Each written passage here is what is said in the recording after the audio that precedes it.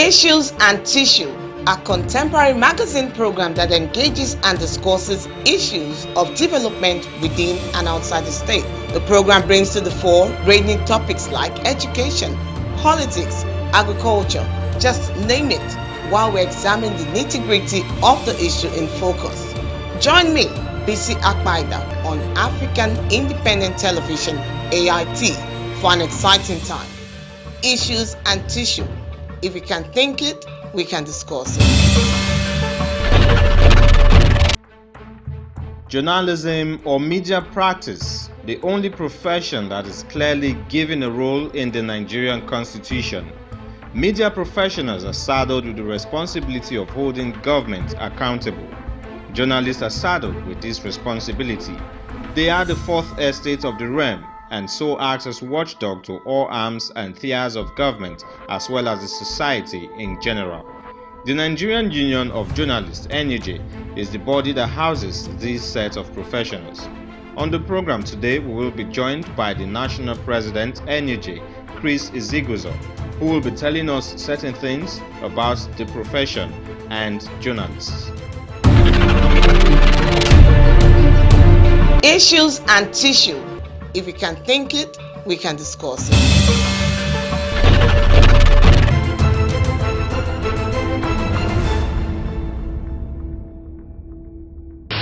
If there is a word between introverts and extroverts, I probably would have taken that.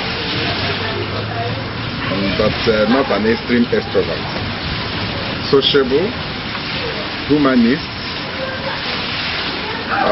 family man, lover of God, lover of the society, friend to everybody. I belong to all, I belong to nobody. Which simply means everybody is my own. I think a community leader, because I'm the president general of my community. Mokabia Progressive Movement, which simply means while we do I'm not just an urban gorilla. I also relate very well with my community, my people, and so many things.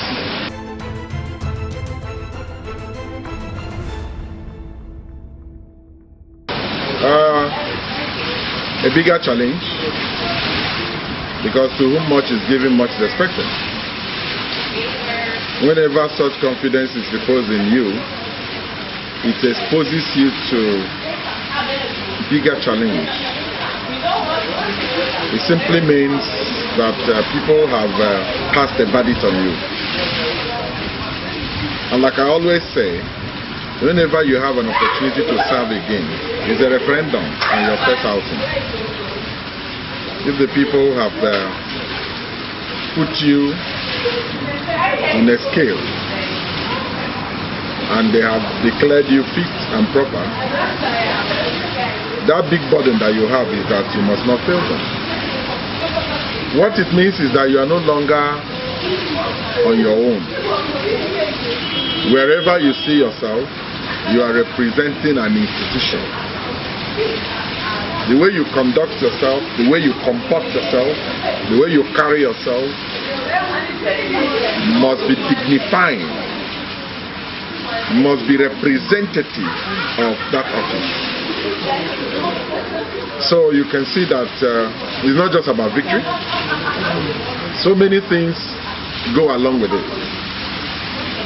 And that simply means it's a challenge, a huge burden, and we must not fail.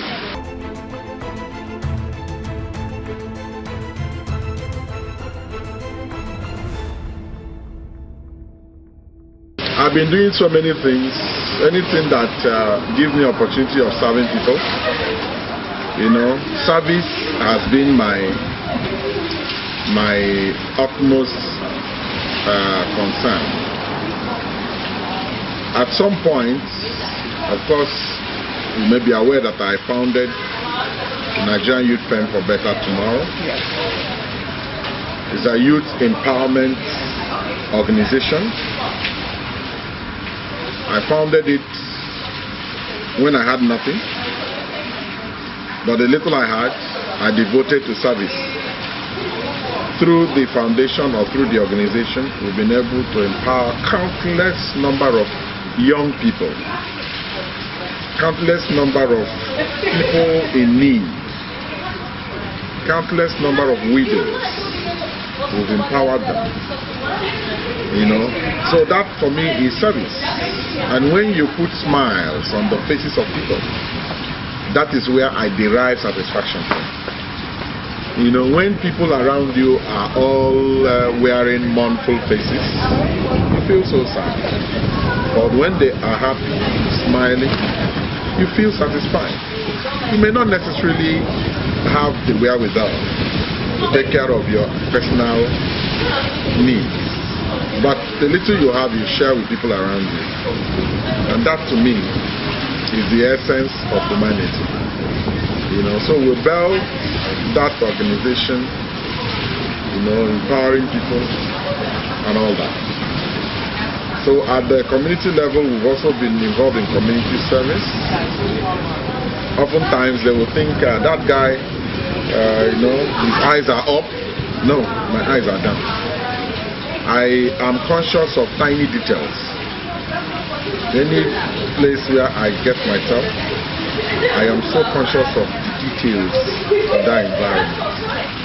And you must substantially satisfy people.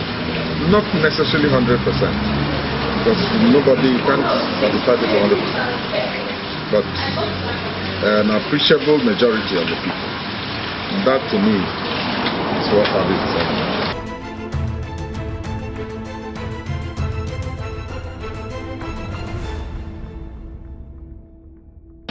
Earlier before this, I had an interview, and I said that we took time to go around the country to tell them what we've been able to do. And that's why the people felt, okay, we've done appreciably well for them to continue to repose their confidence in us. And I did say in that interview that this time around, I don't feel so comfortable, still talking about the past. But I would rather we look into the future. Okay.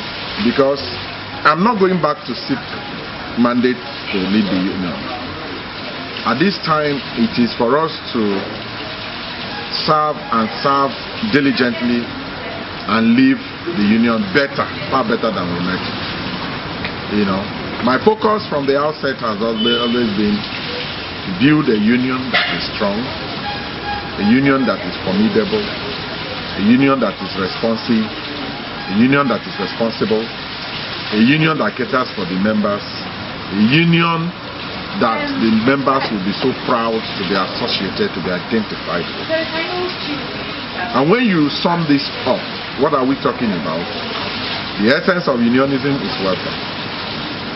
What is welfare? Welfare appears to be a very big word, but you've got to begin to parcelate it. Welfare is ensuring that the people's desires, people's needs, aspirations are substantially met. What are these desires, needs, aspirations? People want to work and they will need to be commensurately paid. You don't put 100 and you receive 10. And that's what they want. That means good payment package. We don't have it. But even before that, you have people that work and not paid at all. You'll be surprised if I tell you that over 60-70% of those who work with private media platforms are not paid. They are not on paid employment. And that in itself is a challenge to the industry. And that's exactly what we are struggling, making sustained efforts at changing that narrative. That at the end of the day, you cannot plan, because when you are not on paid employment, you cannot plan. Because you are just living on handouts. And handout is not something that comes every day. But when your salary is even 10 naira, you know you have 10 naira that will come at the end of the month. You plan based on 10 naira. Now you don't even have that. You know. So some people that are on paid employment they are not paid as at and when due. That is prompt payment. When we came on board, we were able to introduce a different strategy of engagement with media owners. Instead of going to adopt the age-long strategy of picketing media houses. Under my leadership for 3 years, I didn't picket a single media house. Yet we achieved what those people that have picketed from the first month to 36th month of the administration could not achieve. And that is engagement, dialogue, alternative dispute resolution strategy. We adopted that. You know, today there are the perennial media debtors. I can tell you that substantially we have resolved that. That is welfare. You know, but we want to go beyond that, where we are going to ensure that there is a law that criminalizes non-payment of worker salary. So that if you are a media owner and you are not paying, you've not paid your workers, it becomes a criminal offense, and you go in for it. That's why we are tinkering with the journalism enhancement bill. You know, the journalism enhancement bill is going to be a piece of legislation that will take care of most of these issues confronting the industry. The issue of remuneration, the issue of insurance, the issue of health insurance, the issue of empowerment, the issue of constant training, or rather regular training and retraining. That is what the piece of legislation is expected to cater.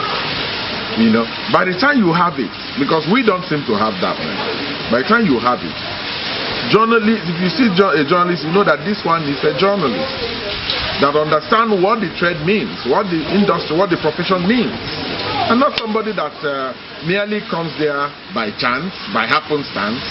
We don't want a profession that has become a stopgap profession, where if you are jobless, you go there. You hold on to that until you get a job, which means that one is not a job. Most people who are in the industry are doing that.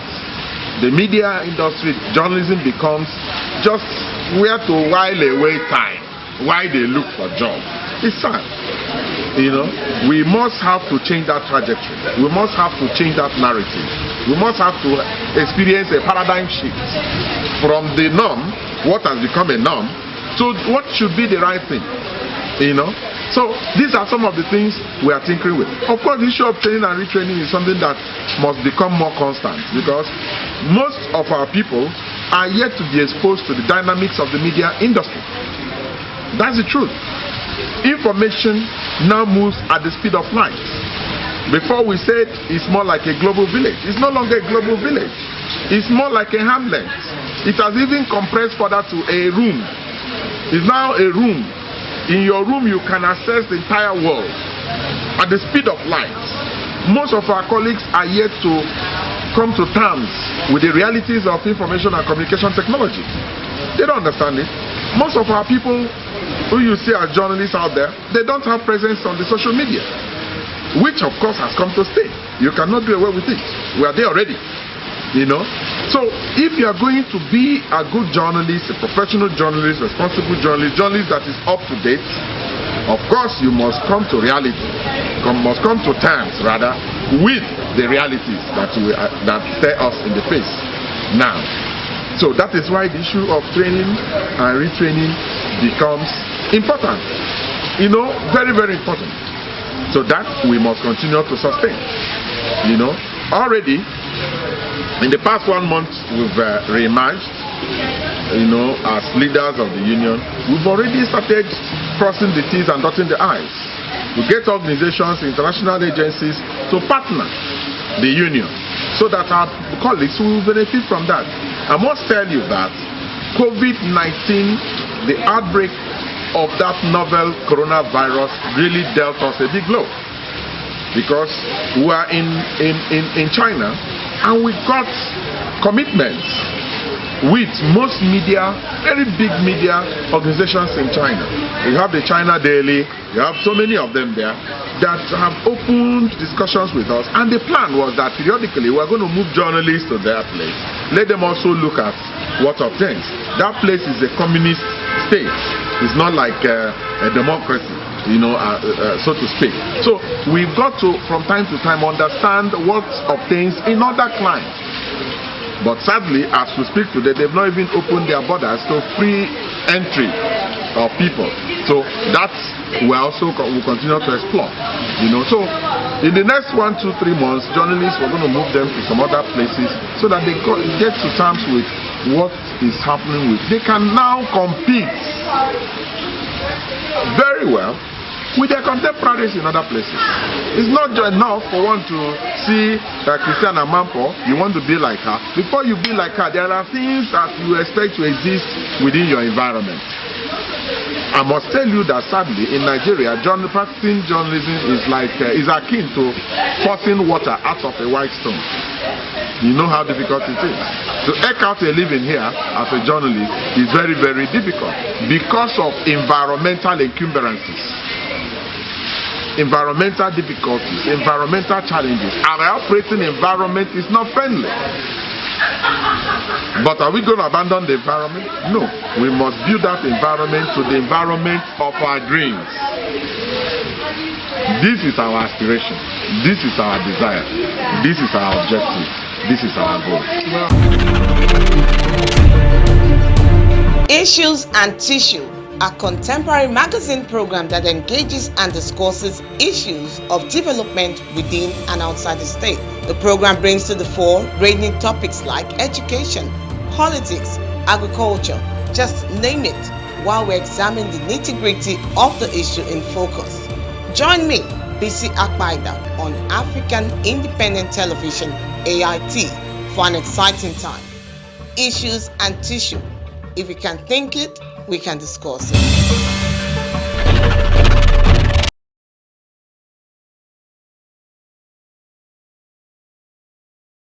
We are expecting a piece of document that works for members. What we have now was put together in 2011. And November 5th, to be precise, 2011. This year is 10 years plus that document was put in place. And in that document there is a provision that says that the document should be reviewed after 5 years. Ordinarily, the document would have been reviewed in 2016. But we didn't do that. This is 10 years. And that's why we felt there is need for us to do what the Constitution has provided. You know, Constitution, I recall when we had problem in Nigeria, that our president was incapacitated, President Umar Musa Yar'Adua.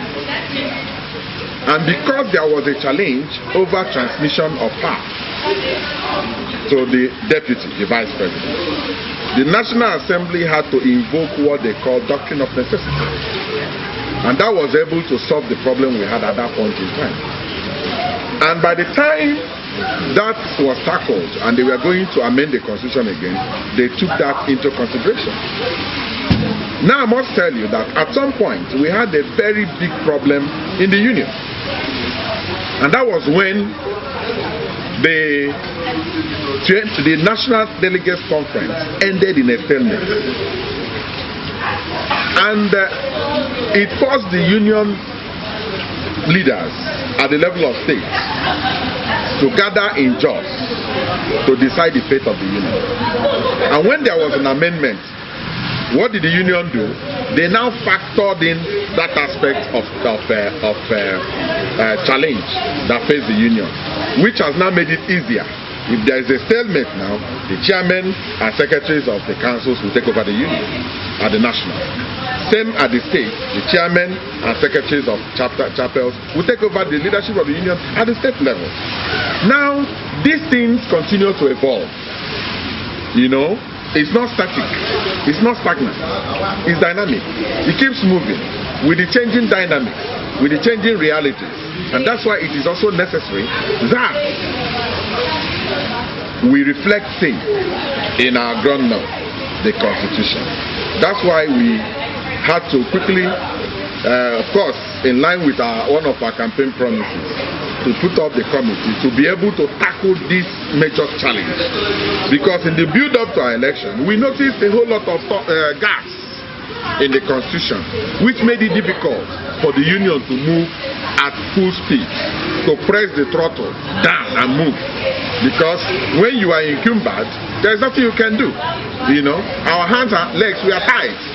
Now we want to untie our hands and legs so that the succeeding, the next set of leaders, you know, will be able to go through these difficult times without having a major issue, you know, taking care of them. That's the essence of this Constitution. When the last review was done, I don't think social media has become this pronounced as we have it today. When that Constitution was reviewed, I don't think online media platforms had become commonplace like we have it today. Now they are there, and you have to factor them in whatever you are doing. That's why the review of the Constitution becomes highly imperative. You know, so we need to take time and factor in these new developments, these new dynamics, these new realities that we now have in the industry. When we reviewed the Constitution the last time, nobody knew about fake news, hate speech. We're not talking about them. Now they have come to stay.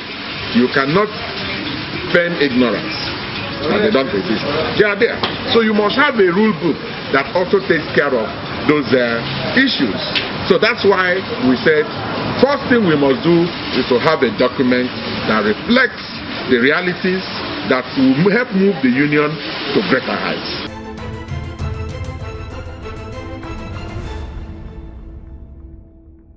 You know, this job requires your 24-hour attention. Why is it 24 hours? There are times one issue could crop up and the journalist in China wants to speak with you. And remember, they are ahead of us by 7 hours. By that 7 hours, you know where you are supposed to be. And somebody is calling you. That means you are expected to be awake 24 hours. So what time do I have to unwind? But all the same, any little time we have, we just sit down, listen to music, see the movies, read some books that are available, sip some glasses of wine, and we are good to go. So that the body and the soul will be kept working, because if you shut down, nobody is indispensable.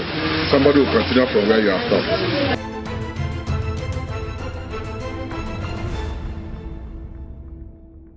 But I must state that to whom much is given, much is expected.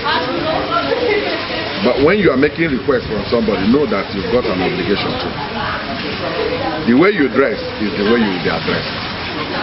If you dress very well and go to a wedding that you are not invited, chances are that you might be addressed as the chairman of that wedding. But if you are dressed as a madman to a wedding that you are supposed to cheer, when you get to the gate, chances are that they might drive you away based on the way you dressed, right? So our colleagues must ensure that they carry themselves well. You know, what you call your dog is the name it will bear. If you call your dog Joy, your dog becomes Joy to you. But if you call your dog Bobby, your dog also becomes Bobby to you. Our colleagues must know that they are practicing a highly respectable profession, and you must respect yourself first. You don't engage in thuggery and you want to be respected. You are not carried away by mercantile interests and you expect to be respected. You are not carried away by pecuniary considerations, and you expect to be respected. You are not dictated by the notes, and you expect to be respected. You don't actively get involved in larger political game, and you expect to be respected. Remember, journalism, media practice is the only profession that is clearly given a role in our Constitution. Section 22, Chapter 1. You are saddled with the responsibility of holding government accountable. That means the entire system has reposed that confidence in you. In doing that, you are supposed to be neutral, you are supposed to be objective, not destructive, you are supposed to be impartial. You must look at issues the way they are supposed to be assessed, and not to be looking at them with biased eyes, with politically tainted eyes. You understand? As a journalist, stand firm, be bold, be courageous. I can assure you the society will always depart to you. Thank you very much.